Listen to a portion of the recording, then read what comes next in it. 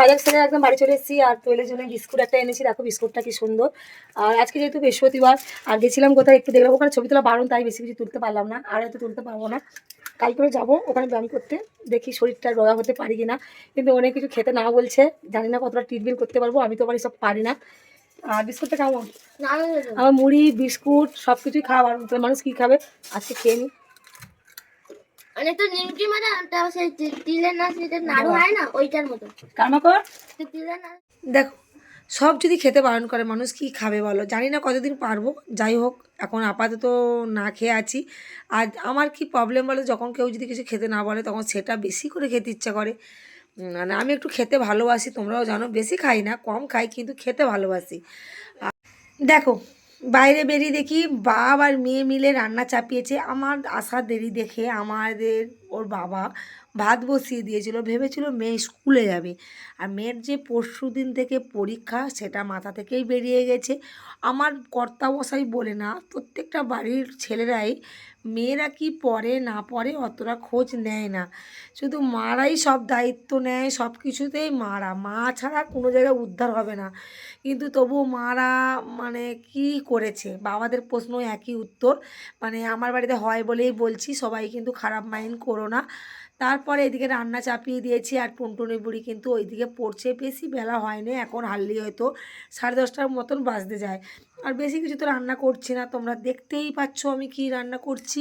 এসে রান্না চাপিয়ে দিলাম, এখন বাজে ঘড়ির কাটা 10:30। আর আজকে হচ্ছে সোয়াবিন বড়ির তরকারি, আর উচ্ছে আলু কুমড়ো দিয়ে ভাজা ভাজা, আর হচ্ছে কুমড়ো দিয়ে ডাল। আজকের আর কোনো মেনু হবে না, ওবেলা হবে ঘুগনি। আর ওই দেখো টুনটুনি বুড়ি পড়তে বসছে, পরশু দিন ইংলিশ পরীক্ষা, স্যার আসবে 2:30টার সময়, এখন বাবু পড়তে বসছে। আর বাড়ির ভিতরে পড়ছিল, হাফ সময় জানলা দিকে তাকিয়েছিল, ওর জন্য জোর করে ধরে বারান্দায় বসিয়ে দিয়েছি। আমি যদি বারান্দায় পড়, ওই দেখতে পাচ্ছ পড়তে বসছে। আর আমি এখন এদিকে রান্না করছি, আমি চলে গেলে আমার বাবলা আসবে, ওকে এখন মন দিয়ে পড়াতে হবে, যেহেতু ফাইনাল পরীক্ষা এই সময়, এই কটা দিন অন্তত মানে কষ্ট করে পড়ো, তারপরে তো সারা বছর আছে ফাঁকি দেওয়ার জন্য। আমরা এখন বুঝেছি, আগে আমরাও বুঝতাম না, আগে যদি বুঝতাম আমরাও ভালো রেজাল্ট করতাম। আর সত্যি কথা বলতে কি, বাবা মা এত আমাদের মাস্টার ছিল না, আমাদের আমাদের যখন পড়তাম মানে একটা মাস্টারের কাছে সব সাবজেক্টই পড়তাম, তখন এরকমই ছিল। আর এখন দিন যত বদলাচ্ছে তত মানে কি বলতো, মানে প্রত্যেকটা সাবজেক্টের মাস্টার যাদের আছে তাদের যে কতটা ভালো পড়ছে। কিন্তু কী বলতো, আমার বাচ্চা, আমি তো আপনাদের থাকি না, আমার মেয়ে অনেকটাই ভালো, মানে যতটা পারে একাই করে, স্যার ম্যামরা অতটা বলে না। তবু মা ওই একটু তো বকবো পড়ার জন্য বলো, ওই পড়ছে, দেখো দেখাতে পাচ্ছি কিনা জানি না, ওই ওই ওই পড়ছে, দেখতে পাচ্ছ। হলুদ লাগাচ্ছো? শুধু কি হলুদ লাগাচ্ছো? আর খাবার দিয়ে দিয়েছি ওর সঙ্গে, হলুদ আর খাবার মেখেছি।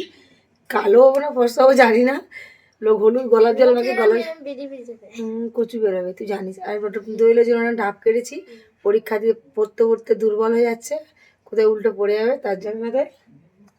বলে হ্যাঁ, এইটুকুনি ডাব 40 টাকা, ভাবা যায় বাচ্চা খাবে কি বলো। যাই পারো ডাবের জল এখন খাওয়ানোটা বেস্ট।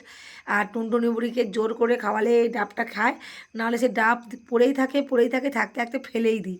আর এত দাম দিয়ে ডাব কিনে যদি ফেলে দিই না, গায়ে লাগে। একটু আগে দেখছিলে একদম ভুতুনি হয়ে দাঁড়িয়েছিলাম, এখন রেডি হয়ে গেছি, খাওয়া দাওয়া হয়ে গেছে, খেয়ে দিয়ে একদম দোকানে বেরিয়ে যাচ্ছি।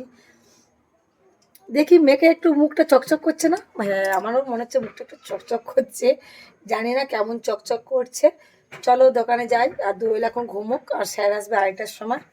চলো আমি 12টার সময় কিন্তু দোকানে চলে গেছিলাম, কিন্তু এটা 12টার ভিডিও না, এটা হচ্ছে সন্ধ্যা 6:30টার ভিডিও। তোমার দাদাভাই দোকানে এলো, আর একদমই কাস্টমার নেই, দুজনে বসে আছি বসে আছি, ভালো লাগছে না। বললাম চলো তো একটু দুজনে ঘুরে আসি, হেঁটে আসি, পাটা একটু ব্যায়াম হবে। বলবে রাত্রে ব্যায়াম করবে কেন, আমি বলি ব্যায়াম করবো না, একটু হেঁটে আসি চলো, বলে দুজনে মিলে যাচ্ছি। আর আমাদের না কিছুটা দূরে যেখানে আমরা রেশন ধরতে যাই, ওখানে একটা কালী মন্দির আছে, এইটাই হচ্ছে সেই কালী মন্দির, পুরনো কালী মন্দির নামে। প্রণাম টনাম করলাম, যেহেতু আমাদের প্রণাম মানে মন্দিরের ভিতরে ঢুকতে নেই, পায়ের থেকে প্রণাম টনাম করে আর 100 টাকা নিয়ে বেরিয়েছিলাম হয়তো কিছু খাবো বলে, কিন্তু কিছুই আর খেলাম না।